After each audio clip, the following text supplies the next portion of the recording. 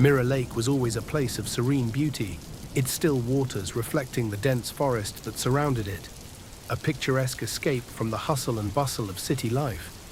It was the perfect spot for a summer retreat, and when Samantha received the invitation from her childhood friend Lisa, she couldn't refuse. They hadn't seen each other in years, and the prospect of reconnecting in such a beautiful setting was too good to pass up. Samantha, a 32-year-old graphic designer, had been feeling the weight of city life lately. The long hours, the constant deadlines, and the loneliness that seemed to pervade her small apartment had taken their toll. So when Lisa's letter arrived, inviting her to spend a week at the old family cabin on Mirror Lake, she felt a surge of excitement. Lisa mentioned she was inviting a few other friends from their high school days, promising a week of fun, laughter, and reminiscing. The drive up to Mirror Lake was long, but the scenery was worth it. Tall trees lined the winding roads, their leaves whispering secrets as the wind passed through them. Samantha rolled down her windows, letting the fresh air fill her lungs. She felt a sense of freedom she hadn't experienced in years. As she approached the cabin, Samantha saw Lisa waving from the porch, her smile as bright as ever. She was just as Samantha remembered, blonde, petite, with a bubbly personality that could light up any room. "Samantha, you made it," Lisa exclaimed, running to hug her. "Of course, I wouldn't miss it for the world," Samantha replied, returning the embrace. Inside the cabin, the rest of the group was already gathered. There was Mark, the former high school jock now working as a fitness trainer, Jessica, the quiet bookworm who had become a successful author, and Tom, the class clown turned stand-up comedian. The reunion was filled with laughter and stories of old times, the cabin's cozy interior making them feel right at home. That evening, as they sat around a bonfire by the lake, Lisa revealed the main attraction of their stay. "I've planned a little adventure for us," she said, her eyes twinkling with mischief. "There's an old legend about this place. They say the lake is cursed, and that there's a house hidden in the forest that appears only to those who are truly brave." Everyone laughed, thinking it was one of Lisa's usual pranks. But the intrigue was too much to resist. Samantha, always the skeptic, found herself curious. She had heard rumors about Mirror Lake's strange occurrences, but she never put much stock in them. Lisa handed out flashlights and maps. "Tomorrow night, we're going to find that house," she said, her tone leaving no room for argument. "Who's with me?" The group agreed, their excitement and the thrill of the unknown overshadowing any fears they might have had. Little did they know, this adventure would be the beginning of their worst nightmare. The next day passed in a blur of hiking, swimming, and lazy conversations by the lake. As night fell, the group prepared for their expedition. The forest around Mirror Lake was dense, and navigating it in the dark added an extra layer of challenge. They armed themselves with flashlights, sturdy shoes, and a sense of camaraderie that had only strengthened since their arrival. Lisa led the way, her enthusiasm infectious. Samantha followed closely, her flashlight cutting through the darkness. The forest was alive with nocturnal sounds, the hooting of owls, the rustling of leaves, and the occasional snap of a twig underfoot. The further they went, the more isolated they felt from the outside world. After about an hour of walking, they reached a clearing. In the center stood an old, dilapidated house, its windows dark and its wooden frame covered in creeping ivy. The house seemed out of place, as if it had been plucked from another time and dropped into the middle of the forest. "There it is," Lisa whispered, a mix of awe and fear in her voice. Mark approached the house first, pushing the creaking door open. "Hello?" he called into the darkness, his voice echoing back. The group entered cautiously, their flashlights illuminating the interior. The house was furnished with old, decaying furniture covered in layers of dust. Paintings of unknown figures adorned the walls, their eyes seeming to follow the intruders. "This place is creepy," Jessica muttered, sticking close to Tom. Samantha's curiosity got the better of her. She wandered into what looked like a study, drawn to a large, ornate mirror hanging on the wall. It was out of place, too new and polished for such an old house. As she approached it, she felt a chill run down her spine. "What is it?" Lisa asked, joining her. "This mirror? It feels strange," Samantha replied, reaching out to touch it. The moment her fingers brushed the glass, the room seemed to tilt, and a wave of dizziness washed over her. She pulled back, shaking her head to clear it. "Maybe we should leave," Mark suggested, his voice tense. But Lisa was determined. "We came all this way. Let's at least look around a bit more." Reluctantly, the group spread out, exploring the house's other rooms. Samantha couldn't shake the feeling that they were being watched. She kept glancing back at the mirror, half expecting to see something staring back at her. In one of the bedrooms, they found a diary. It belonged to a girl named Abigail who had lived there over a century ago. The entries were filled with stories of her family's misfortune, culminating in a night when they all disappeared without a trace. "This is getting too weird," Jessica said, her face pale. "We should go." Just as they were about to leave, the door slammed shut. The sound reverberated through the house, causing everyone to jump. "Who did that?" Tom asked, his voice shaking. "No one," Lisa replied, her eyes wide with fear. "It did it on its own." The realization that they were trapped set in, panic rising among them. They tried the windows, but they wouldn't budge. The house seemed to be holding them prisoner. "We need to stay calm," Samantha said, trying to keep her voice steady. "There has to be a way out." As they huddled together, the house seemed to come alive, creaking and groaning as if it were breathing. Shadows danced on the walls, and an oppressive darkness began to seep into the room. The air grew thick with tension as the group frantically searched for an escape. Mark and Tom tried to force the door open using their combined strength, but it wouldn't budge. The windows, too, were unyielding, their glass strangely cold to the touch. Lisa, who had been so enthusiastic about the adventure, was now visibly shaken. "This can't be happening," she whispered, more to herself than to anyone else. "It's just a stupid old house." Samantha's mind raced. She couldn't shake the feeling that the mirror in the study held some significance.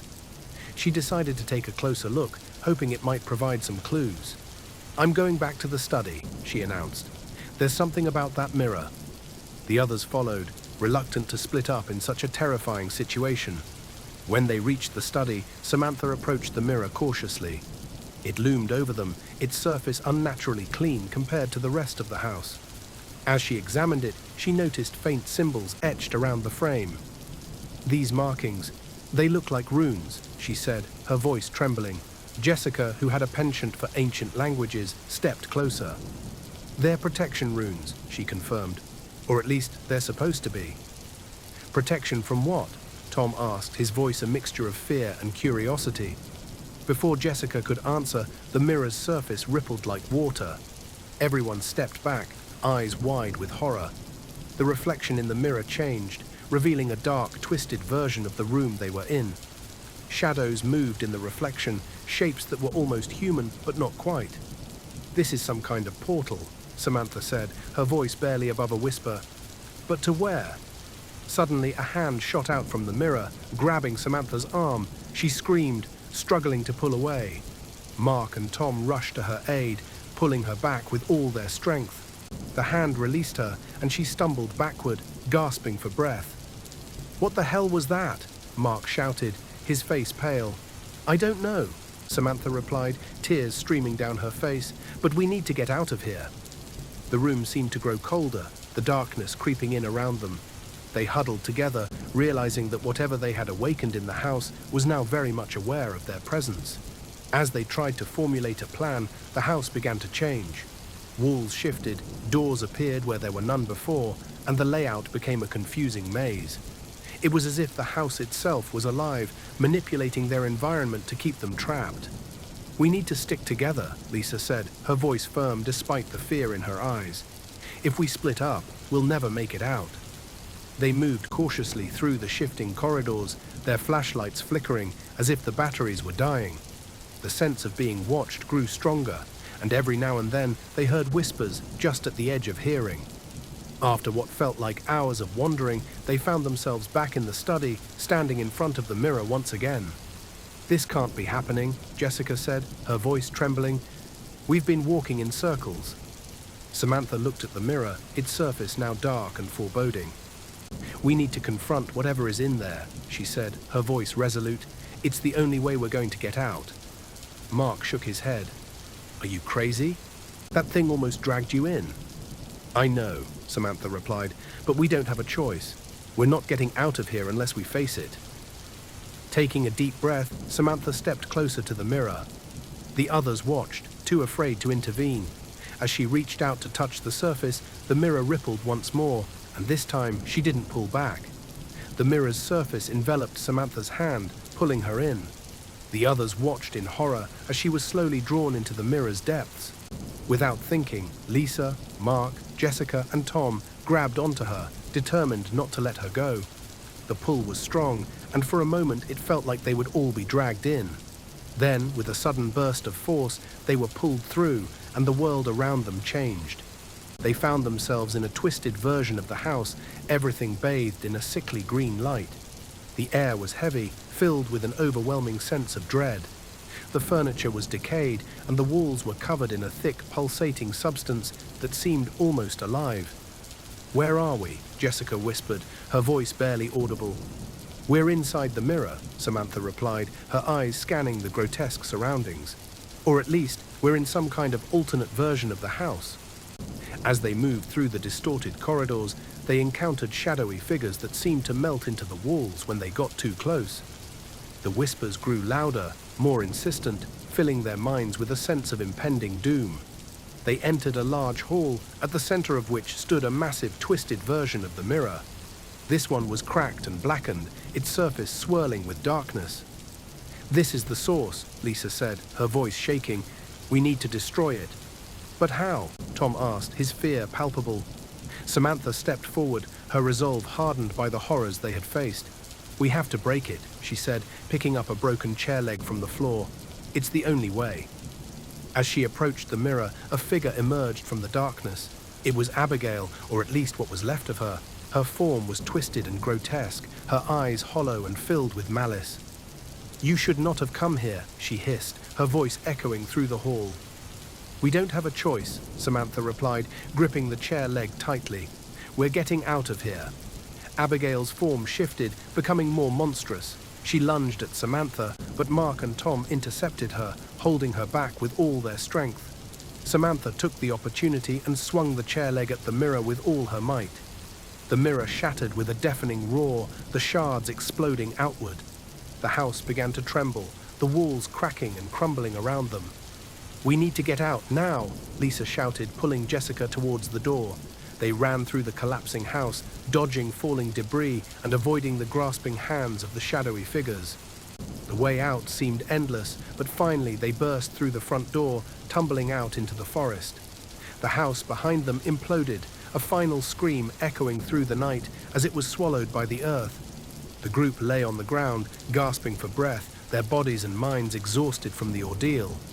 "We did it," Tom said, his voice weak but relieved. "Let's never speak of this again," Lisa replied, her eyes haunted by what they had seen. They made their way back to the cabin in silence, each lost in their own thoughts. The dawn was breaking, casting a soft light over Mirror Lake.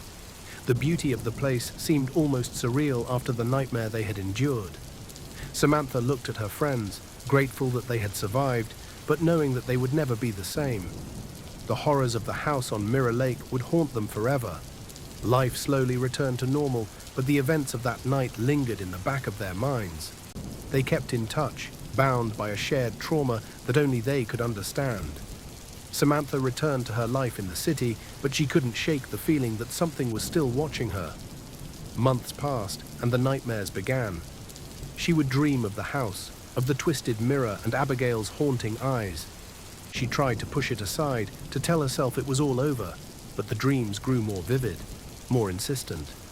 One night, as she lay in bed, she heard a whisper. It was faint, almost indistinguishable, but it sent a chill down her spine. She sat up, her eyes scanning the dark room. There, in the corner, stood a figure. It was Abigail. "You cannot escape," the ghostly figure whispered, her eyes filled with a cold fury. "You belong to the mirror now." Samantha screamed, the sound echoing through her apartment. She reached for her phone, dialing Lisa's number with trembling fingers. "Lisa, she's here," Samantha sobbed. "Abigail is here." On the other end, Lisa's voice was calm but filled with dread. "I've been seeing her too," she admitted. "We all have. We need to go back, Samantha. We need to end this once and for all." The next day, the group reunited at Mirror Lake, their faces pale and drawn. They didn't speak much, the weight of their shared terror pressing down on them. They made their way to the clearing where the house had stood, now nothing more than a barren patch of earth. "We need to perform a ritual," Jessica said, her voice steady. "I've been researching. We need to cleanse the area, to banish her spirit." They gathered the necessary items, candles, salt, and a book of ancient spells Jessica had found in an old library. As they began the ritual, the air grew cold, and the forest around them seemed to hold its breath. The ground trembled, and a dark mist rose from the earth. Abigail's form appeared, more monstrous than ever, her eyes burning with hatred. "You cannot banish me," she screamed. "You are mine." Samantha stood her ground, chanting the spell with all her might. The others joined in, their voices rising in a desperate attempt to banish the spirit that had haunted them for so long. The mist swirled around them, and for a moment it seemed as though they would fail. But then, with a final burst of light, Abigail's form shattered, her screams fading into the night. The forest grew silent, the oppressive weight lifting from their shoulders. They had done it. Abigail was gone, or so they thought. Years passed, and the group tried to move on with their lives. They rarely spoke of the events at Mirror Lake, each trying to bury the memories deep within. Samantha continued her career, finding solace in her work, but the shadows of the past never truly left her. One evening, as she was finishing up a project, she received a package. It was unmarked, with no return address. Curious, she opened it, finding an old, ornate mirror inside. Her heart stopped. It was the mirror from the house, the same one they had shattered. "No," she whispered, stepping back in horror. The mirror's surface rippled, and Abigail's face appeared, twisted and monstrous. "You thought you could escape me," she hissed. "You are mine, forever." Samantha's scream echoed through her empty apartment as the mirror's dark power enveloped her. The world around her twisted and shifted, pulling her into a nightmarish realm where Abigail ruled. Her friends, too, received similar packages, each finding themselves drawn back into the horror they had fought so hard to escape. One by one, they were pulled into the mirror's dark embrace, their souls forever trapped in the twisted house on Mirror Lake. And there they remain, haunted and tormented, their bodies mere shells in the real world. The house stands once more, hidden deep in the forest, waiting for its next victims. For the curse of Mirror Lake is eternal, and those who encounter it are doomed to a fate worse than death.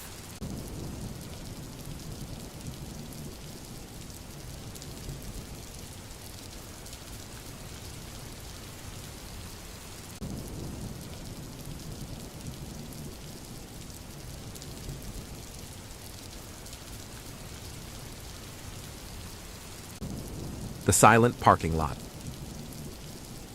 The night was cold and still, the kind of stillness that can only be found in the deep hours between midnight and dawn. Rachel shivered as she pulled into the parking lot of her apartment complex, the dim streetlights casting long shadows over the deserted space. She glanced at the clock on her dashboard, 2:37 a.m. She was late, later than usual, but the overtime was necessary if she wanted to keep up with her mounting bills.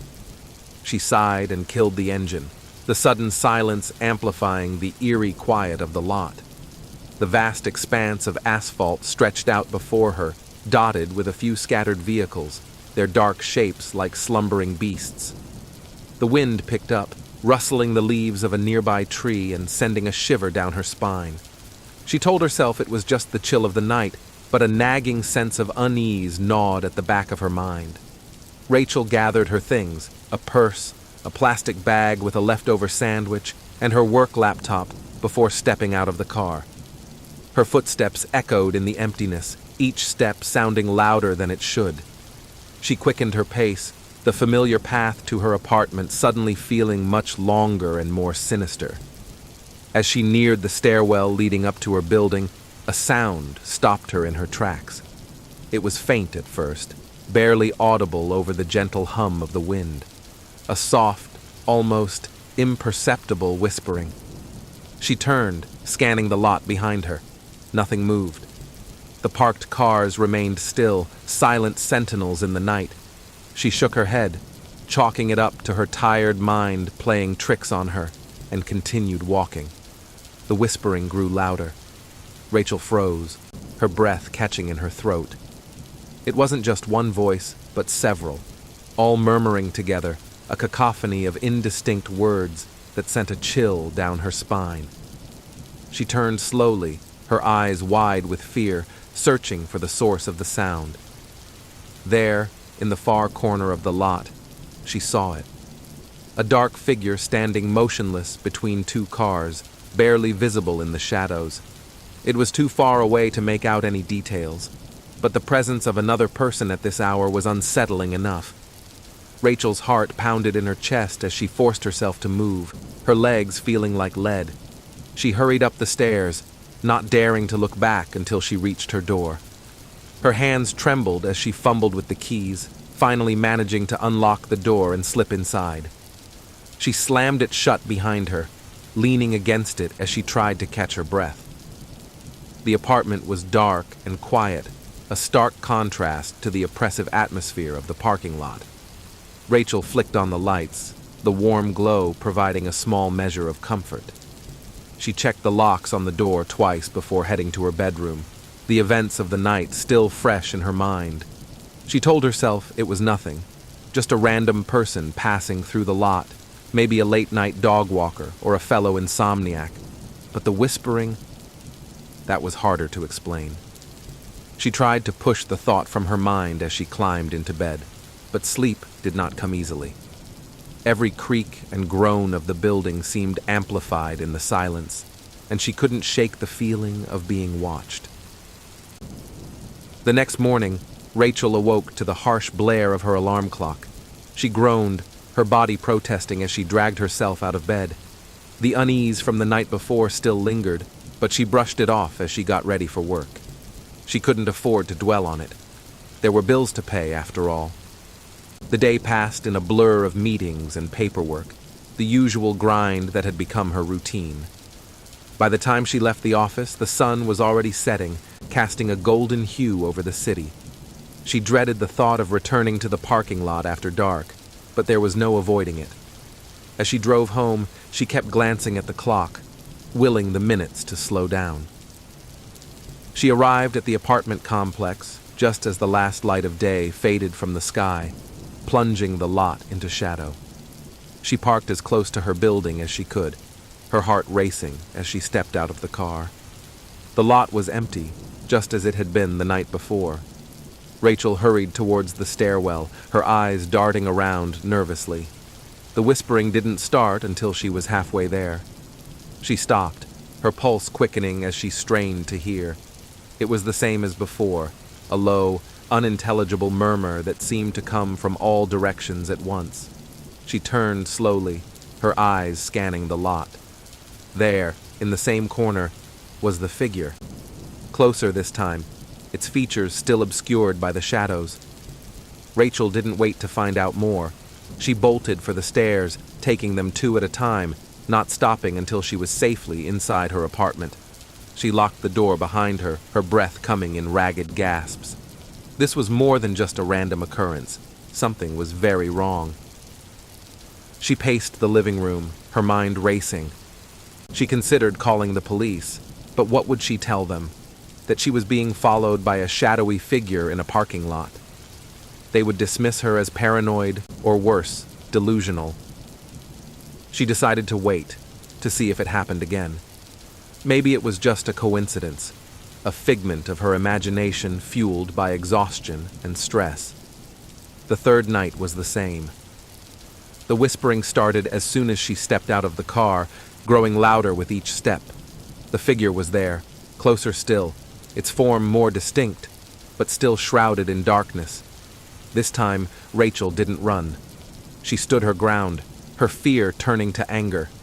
She was tired of being scared, tired of feeling helpless. "Who are you?" she shouted, her voice echoing through the empty lot. "What do you want?" The whispering stopped abruptly, leaving a deafening silence in its wake. The figure didn't move, didn't respond. Rachel's anger faltered, replaced by a deep, primal fear. She took a step back, then another, before turning and running for the stairs. She didn't look back until she was inside, the door locked securely behind her. She sank to the floor, her body trembling.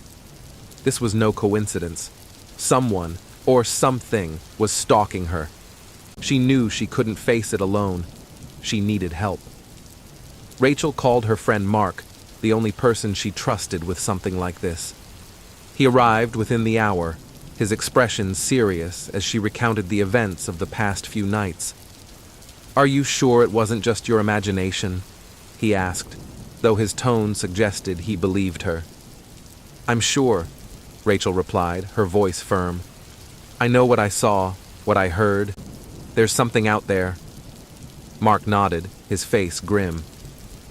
"Okay. Tomorrow night I'll come with you. We'll figure this out together." Rachel felt a surge of relief. She wasn't alone anymore. With Mark by her side, maybe they could get to the bottom of this. The next night, Mark arrived just before sunset. They parked side by side, the presence of another person providing a small measure of comfort.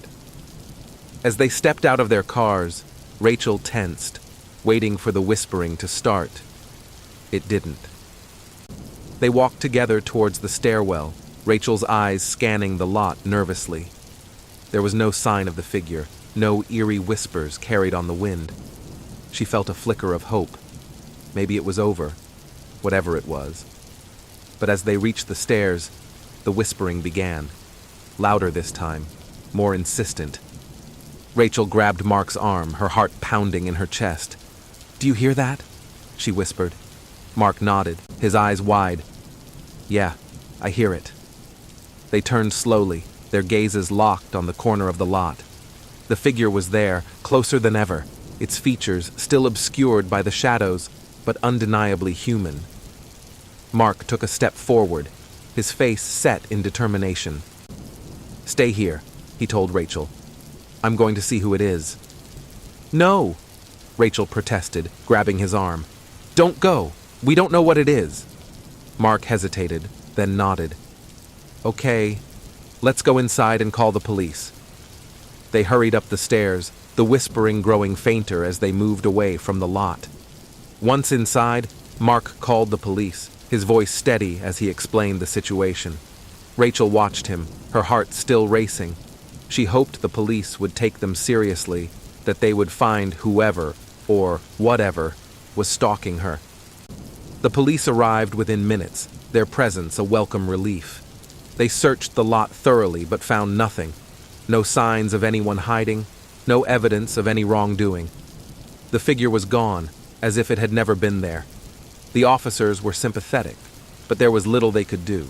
They promised to increase patrols in the area, to keep an eye out for anything suspicious. But Rachel knew that wouldn't be enough. Whatever was haunting the parking lot, it was beyond their understanding. Mark stayed with her that night, the two of them huddled on the couch, too afraid to sleep. They talked in hushed tones, trying to make sense of what was happening. But there were no answers, only more questions. As the first light of dawn crept through the windows, Rachel felt a sense of dread settle over her. She knew this was far from over. The figure would be back, and she didn't know if she would survive the next encounter. The following night, Rachel and Mark prepared for a confrontation. They armed themselves with flashlights and whatever makeshift weapons they could find. Kitchen knives, a baseball bat. They parked their cars side by side, the familiar sense of dread settling over them as they stepped into the lot. The figure was there, waiting for them. Closer than ever, its features still obscured but undeniably human. Mark raised his flashlight, the beam illuminating the figure's face for the first time. Rachel gasped, her blood running cold. The face was pale and gaunt, the eyes sunken and hollow. It was a man, or at least it had been once. Now it was something else, something not quite alive, but not entirely dead either. The man, or the creature, smiled, a chilling grin that sent a wave of terror through Rachel. The whispering grew louder, more insistent, filling her mind with 1,000 indistinct voices. "Who are you?" Mark demanded, his voice shaking. The creature's smile widened. but it didn't respond. Instead, it took a step forward, its movements slow and deliberate. Rachel and Mark stepped back, their fear palpable. "Stay back!" Mark shouted, raising the baseball bat. "I mean it!" The creature stopped, its eyes locking onto Rachel's. She felt a cold hand grip her heart, the whispering filling her mind, drowning out all rational thought.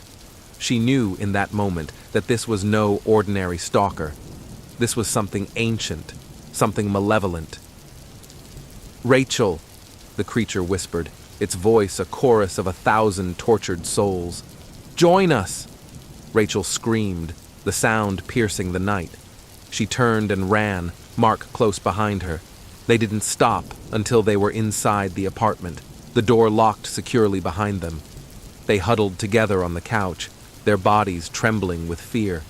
The whispering had stopped, but the memory of it lingered, a haunting reminder of the terror they had faced.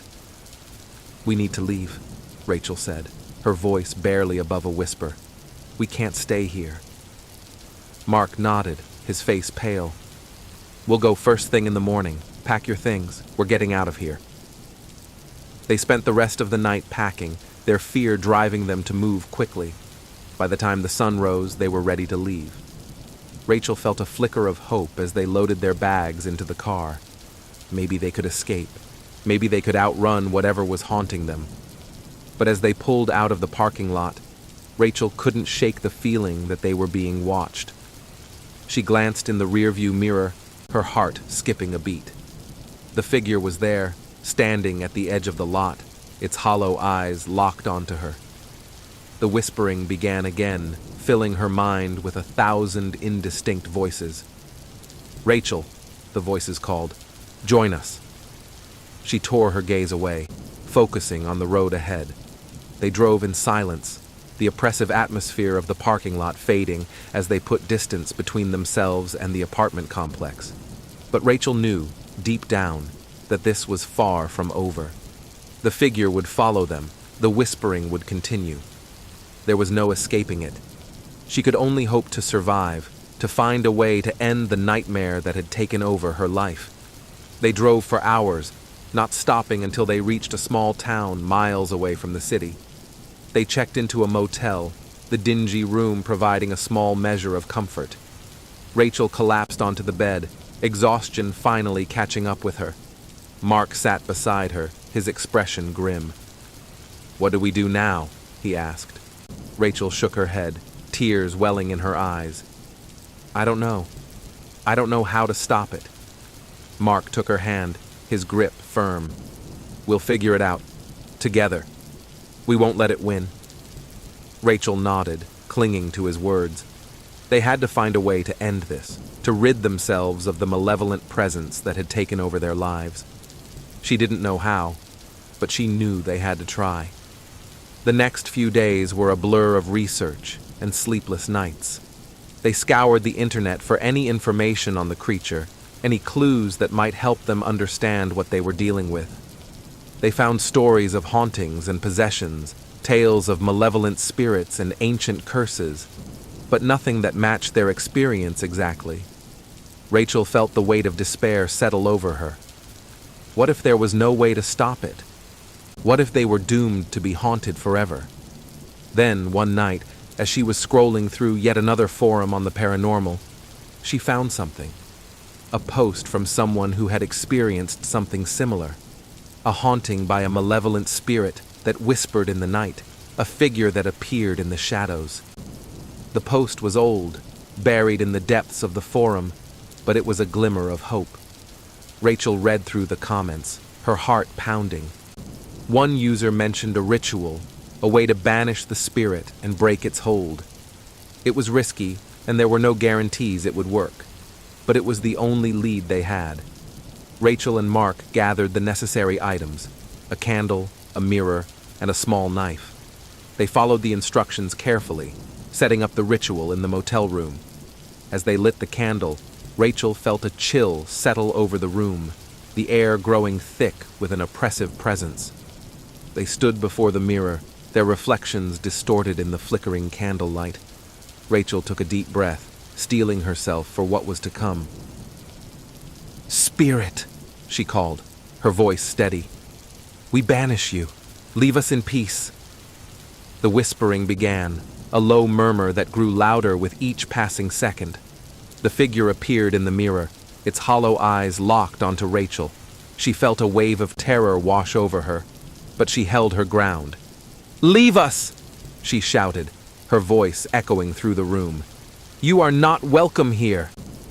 The figure's smile widened, but it didn't move.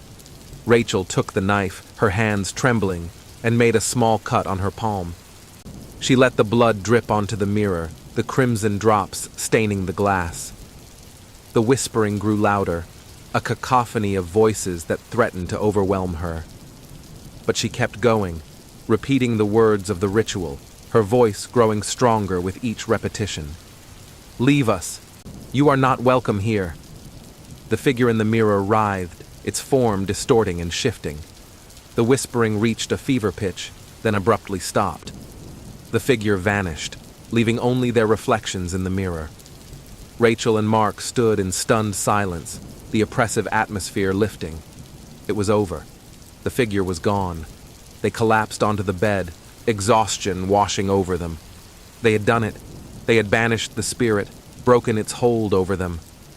As they lay there, Rachel felt a sense of peace settle over her. They had survived. They had won. But deep down, she knew they would never forget the terror they had faced. The whispering, the figure in the shadows, it would haunt their memories forever. And as they drifted off to sleep, the whispering began again, faint and distant, a haunting reminder that some nightmares never truly end.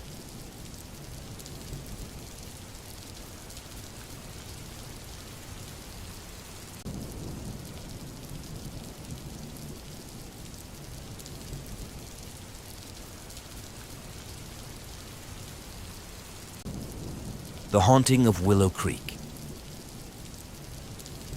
Lena and her family moved to the small town of Willow Creek in early summer. The town, nestled in a picturesque valley, was a world away from the bustling city they had left behind. With its old-fashioned houses, cobblestone streets, and a charming town square, it seemed like the perfect place for a fresh start. Their new home was a sprawling Victorian mansion on the outskirts of town, standing proudly at the edge of Willow Woods, a dense forest that was the subject of many local legends. From the moment they arrived, Lena was captivated by the house. It was a grand old place with creaky wooden floors, tall windows that let in streams of sunlight, and intricate woodwork that spoke of a bygone era. Her parents were thrilled with their find, having purchased the mansion at a fraction of its worth. They saw it as a blank canvas, a place to build new memories. But Lena couldn't shake the feeling that the house held memories of its own, memories that were not entirely welcoming. The first few days were a blur of unpacking and settling in. Lena's room was at the top of the house, a cozy space with a slanted ceiling and a window that overlooked the forest. She spent hours arranging her things and exploring the nooks and crannies of the old mansion. It was while exploring the attic that she found her first clue that something was not right. Amidst the dusty old furniture and forgotten belongings, she discovered a small leather-bound diary hidden beneath a loose floorboard. The diary belonged to a girl named Eliza, who had lived in the house over a century ago. Intrigued, Lena began to read. Eliza's entries started off innocently enough, detailing her daily life, her family, and her love for the beautiful house. But as Lena read further, the entries took a darker turn. Eliza wrote about hearing whispers from the woods and seeing ghostly figures at the edge of the forest. Her entries became more frantic and disjointed over time, ending abruptly with a final chilling message. "They're coming for me." That night, Lena lay in bed, unable to sleep. The house was silent, save for the occasional creak of the floorboards and the whisper of the wind through the trees. She couldn't shake the feeling that she was being watched. She turned over, trying to get comfortable, and caught a glimpse of something out of the corner of her eye. A shadow moving across the wall. She sat up, heart pounding, but there was nothing there. She told herself it was just her imagination, but the uneasy feeling remained. The next morning, Lena decided to explore Willow Woods. She had always loved nature, and the forest seemed like a good place to clear her mind. As she ventured into the woods, the air grew cooler, and an eerie silence settled around her. The trees were tall and ancient, their branches forming a canopy that blocked out the sun. As she walked, she began to hear whispers, so soft they were almost indistinguishable from the rustling leaves. She stopped, straining to hear. "Help us," the whispers seemed to say. "Find us." Lena turned around, but there was no one there. She felt a chill run down her spine and hurried back to the house. That evening, she mentioned the whispers to her parents, but they dismissed it as her imagination. Determined to understand what was happening, Lena decided to ask the townspeople about the forest and the mansion. She went to the local library and spoke with Mrs. Thompson, the town historian. Mrs. Thompson was a kindly old woman with a wealth of knowledge about Willow Creek's history. When Lena mentioned the mansion and the forest, Mrs. Thompson's expression grew serious. "The mansion has a dark history," she said. "Many years ago, people began to disappear from the town. They were last seen near the forest, and it was believed that their spirits still linger there. Eliza was one of them." "Do you think the whispers I heard could be those spirits?" Lena asked. Mrs. Thompson nodded slowly. "It's possible. The forest is a place of great sorrow. Be careful, my dear. There are things in this world we do not fully understand."